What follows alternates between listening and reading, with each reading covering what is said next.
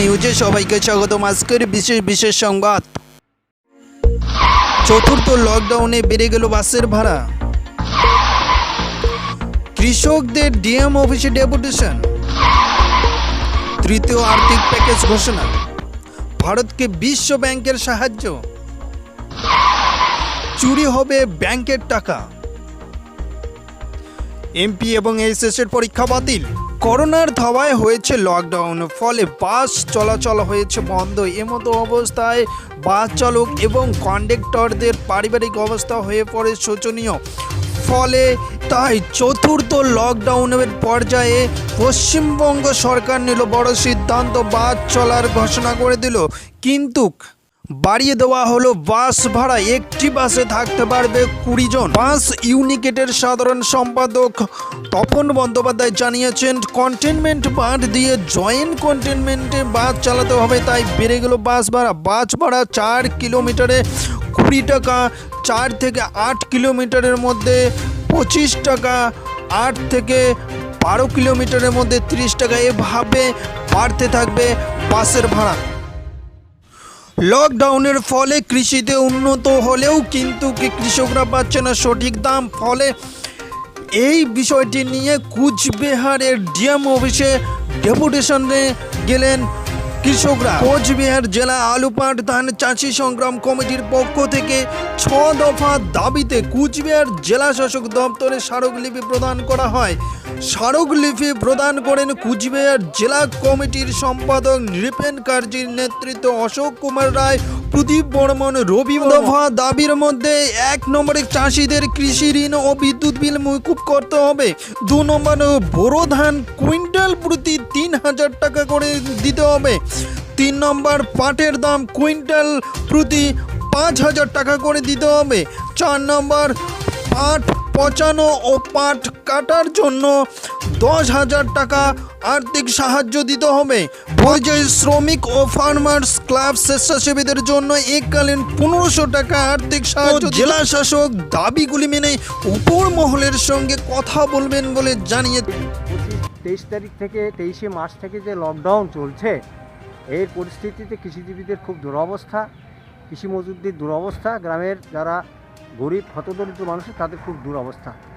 ফলে এই কৃষিজীবী এবং কৃষি মজুরদের, গ্রামীণ মজুরদের আমরা প্রত্যেকে 10,000 টাকা করে, প্রত্যেক পরিবারকে 10,000 টাকা অনুদান দেওয়ার দাবি করছি। সেই সঙ্গে বলছি যে কৃষিজীবী যারা পাট এবং যারা বোরো ধান চাষ করছে, সেই পাট প্রতি কুইন্টাল তাদের আর্থিক সংহতি রক্ষা করার জন্যে, বাঁচার জন্যে প্রতি কুইন্টাল 5,000 টাকা এবং প্রতি কুইন্টাল বোরো ধান 3,000 টাকা সরকার, কেন্দ্র রাজ্য সরকার তার ক্রয় কেন্দ্রের মাধ্যমে ক্রয় করুক।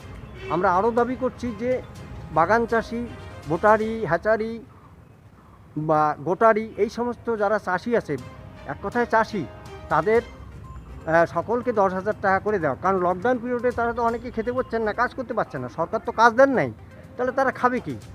নিজের গচ্ছিত অর্থ কতদিন চলবে? দ্বিতীয় হচ্ছে যে কৃষকদের ক্ষেত্রে, কৃষকদের যা আমাদের কৃষি ঋণ আছে, একদিন বকেয়া, অনাদায় ইত্যাদি সব কৃষি ঋণ কেন্দ্র রাজ্য সরকার উভয় মুকুব করে দেবে। আর একটা বিষয় হচ্ছে যে যারা পরিযায়ী শ্রমিক, আবার এই যে ফার্মার্স ক্লাবের কিছু বেকার ছেলেরা কাজ করছে, তারা কম্পিউটার চালায়, সব কিছু তাদের কিছু দেওয়া হয় না, তারা স্বেচ্ছাসেবায় কাজ করছে। তা সরকার যদি অ্যাডভান্স দিতে পারে, পুজো অ্যাডভান্স 8,000 10,000 টাকা দিতে পারে, এই বেকার ছেলেদের এই লকডাউন পিরিয়ডে তাদের 10,000 টাকা, 10,000 থেকে 15,000 টাকা এককালীন সাহায্য করুন। এই দাবিগুলোর ভিত্তিতে আমরা কৃষি ঋণ মুকুবের দাবি করছি এবং এই মূল 6 দফা দাবিতে আজকে আমরা ডিএম কুচবিহার ডিস্ট্রিক্ট ম্যাজিস্ট্রেটের কাছে ডেপুটেশন দিলাম। আপনার পরিচয়? আমার পরিচয় হচ্ছে, আমি কুচবিহার জেলা আলু পাট ধান চাষি সংগ্রাম কমিটির জেলা সম্পাদক। করোনার আবার লকডাউনের মধ্যে সাধারণ মানুষ অসহায় হয়ে পড়ে, ফলে অসহায় পরিবারকে সাহায্য করলো 7 মাইল এসোসিয়েটিভ পার্টির সাধারণ কমিটি।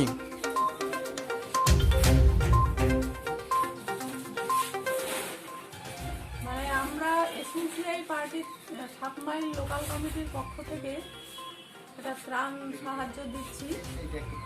যারা রেশন পায়নি এবং জমি জায়গা নাই বললে চলে, তার 2-1 বিঘা জমি আছে, হ্যাঁ, দিন মজুরি করে খায়, তাদের জন্য আমরা ত্রাণ সাহায্য দিচ্ছি।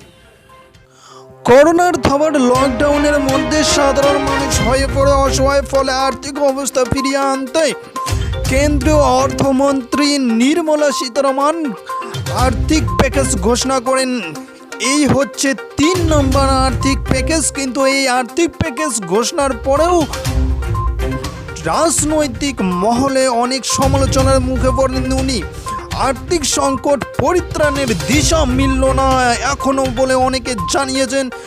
এই দুদিন 2 আর্থিক প্যাকেজ ঘোষণার দিনও আগাগোড়া লোন সর্বস্ত ঘোষণায় মধ্যবিত্তের ঝুলি ফাঁকাই রইল বলে অনেকে মনে করেন। ফলে অর্থনৈতিক ঘোষণায় কোনো গুরুত্ব নেই, সেই প্যাকেজ একমাত্র মুখের কথায়, কাজের ক্ষেত্রে কিছুই নেই বলে অনেক রাজনৈতিক মহলে সমালোচনার বার্তা উড়িয়ে বেড়াচ্ছে। প্রধানমন্ত্রীর ভারত নির্মাণ আর্থিক প্যাকেজের ক্ষেত্রে 20 লক্ষ কোটি টাকার ঘোষণার মধ্যে আজ তৃতীয় প্যাকেজে 11টি ত্রাণের প্যাকেজের ঘোষণা করা হলো। তার মধ্যে 1 নম্বর 74,300 কোটি টাকার জন্য খাদ্যশস্য কেনা হয়। PKY-এ 18,700 কোটি টাকা, দুগ্ধ শিল্পে 15,000 কোটি টাকা, মৎস্য চাষিদের জন্য 242টি হ্যাচারি অনুমোদন, প্রধানমন্ত্রী মৎস্য যোজনায় 20,000 কোটি টাকা, ক্ষুদ্র খাদ্য প্রক্রিয়াকরণে 10,000 কোটি টাকা, মৌমাছি পালনে 500 কোটি টাকা অনুদান প্যাকেজ ঘোষণা করা হলো।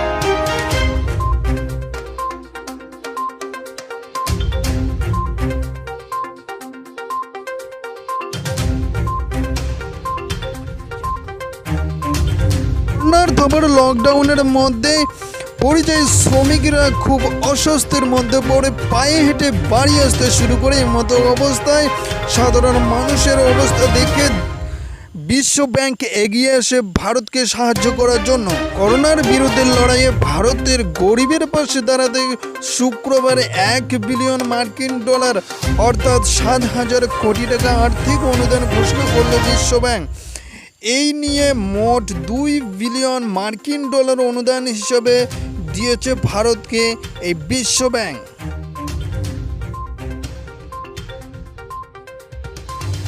কম্পিউটারের মতো মোবাইলেও রয়েছে ভাইরাস, তাই অ্যান্ড্রয়েড ফোন ব্যবহারকারীদের জন্য খুব গুরুত্বপূর্ণ ঘোষণা করল কেন্দ্র সরকারের সাইবার শাখা। তারা জানিয়েছেন ইনভেন্টবট নামক একটি নতুন ট্রোজান ম্যালওয়্যার ভাইরাস মোবাইলে ঢুকে মোবাইল ব্যাংকিং অ্যাপসগুলি থেকে সমস্ত তথ্য হাতিয়ে নিচ্ছে। Microsoft Word, Adobe Flash Player ইত্যাদিকে ব্যবহার করে এই ম্যালওয়্যারটি SMS থেকে OTPর তথ্য চুরি করতে পারে বলে জানিয়েছে কেন্দ্রীয় সরকারের সাইবার শাখা।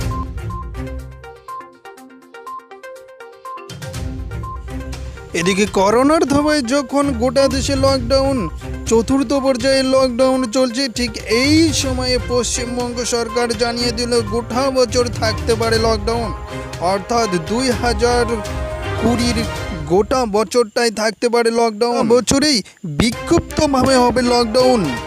দোকান খোলা হলেও ফুটপাতের দোকানগুলি থাকবে বন্ধ, একথা পরিষ্কার জানিয়ে দিলেন সরকার।